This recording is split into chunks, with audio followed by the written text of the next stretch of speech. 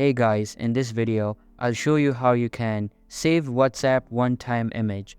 So make sure to watch this video till the end and let's get started. First of all, open the WhatsApp application on your mobile device and make sure it is updated to the latest version. After updating the app, you will be redirected to the home page where all of your recent conversations will be present. You can see that the one-time images are present here. If I view this one, there will be no way of saving it due to the privacy policy of WhatsApp. But there is an alternative that you can use. Simply close the WhatsApp application and open Zoom app. Make sure you download and sign into your Zoom mobile app.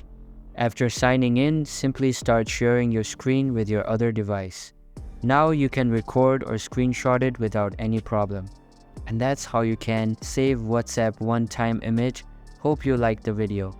Thanks.